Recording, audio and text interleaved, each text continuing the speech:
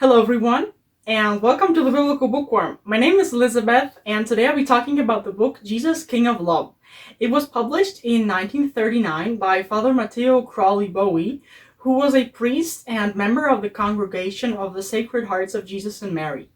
He is known for being a fervent apostle for the devotion to the Sacred Heart of Jesus, especially in the form of the enthronement of the Sacred Heart, which consists in placing a picture of the Sacred Heart in one's home and make the Sacred Heart the center of one's family that way. He was inspired to invent the enthronement by the visions of Saint Margaret Mary Alacoque. According to those visions, there are certain promises linked to the devotion to the Sacred Heart, like, for example, the 9th promise, which says, "I will bless every place in which an image of my heart is exposed and honored." The book was recommended to me because I was told that if I liked I Believe in Love, which I've made my last video about, I would also like this book. And the books are actually pretty similar, as both contain a personal retreat, and in the case of this book, so Jesus, King of Love, it's a retreat for apostles of the Sacred Heart, which aims to help you to become a good apostle, not only for the Sacred Heart, but also in general, I'd say. Father Matteo stresses the importance of love in all spiritual endeavors.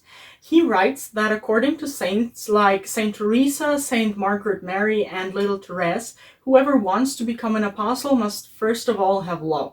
The author says that there is no lack of pious souls, but the truly loving souls are rare.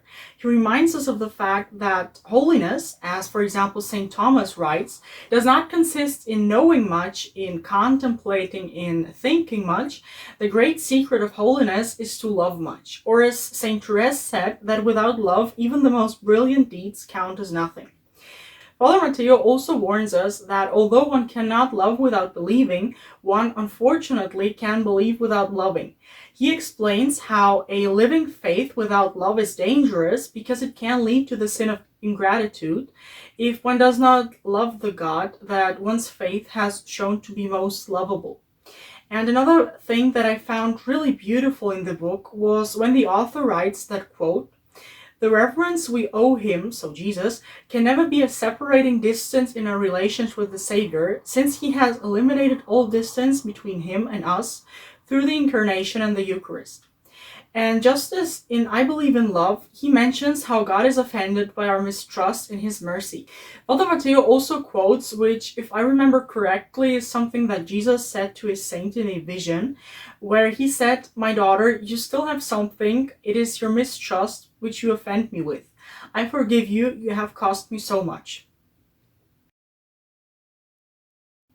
Then Father Matteo reminds us of the fact that the conversion of a soul is not work or merit of us humans, as for example the world is full of libraries and those libraries are filled with excellent books, but those books do not convert anyone. So the conversion of a soul is always God's grace. And he also writes that we discover in ourselves maybe 100 faults, while God sees perhaps 1,000 of them, and despite of that, he hath chosen us voluntarily to be his apostles.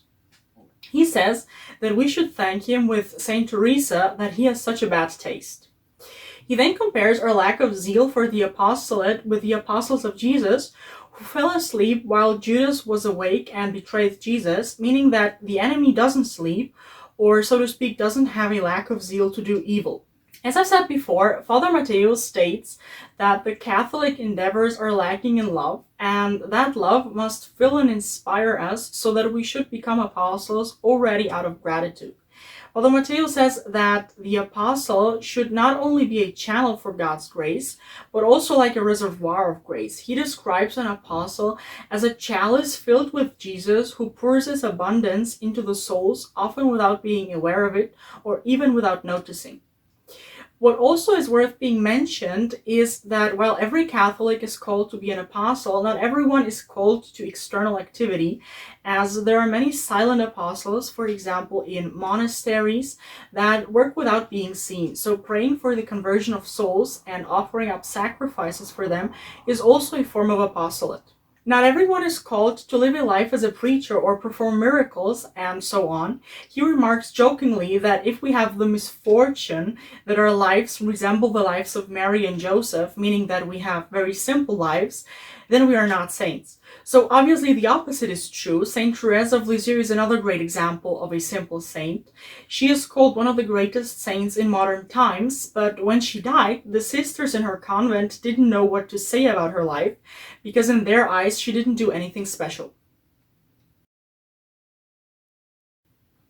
But there is also another side of the coin, which is suffering. God in his mercy sends us crosses, fears, and suffering, and we should remember that one cannot fight without suffering wounds, and there is no victory without struggle. As Father Matteo writes, love for the Eucharist, love for the cross, and love for the souls cannot be separated.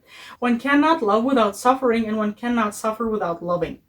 Or how a wise person once put it, to love means to suffer for the beloved, with the beloved, and sometimes because of the beloved. And if you're interested to find out more about the relationship between love and suffering, I recommend watching my videos on the Four Loves by C.S. Lewis and the treatise on the love of God by St. Francis de Sales. As the author further explains, oftentimes we think that if we chose our crosses ourselves, they wouldn't be too heavy. But this is wrong, because God loves us more than we could ever love ourselves, and so he chooses the best crosses for us.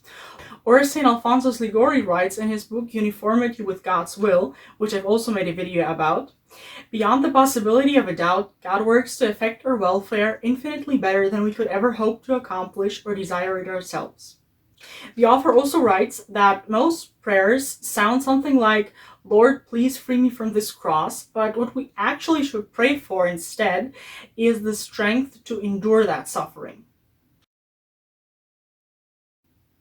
Now let's get to my opinion on the book. Content-wise, I would give it an 8 out of 10, but I have to say that the information in the book was, very diluted. So for me personally, the book was a little boring, so I would give it in total a 5 out of 10.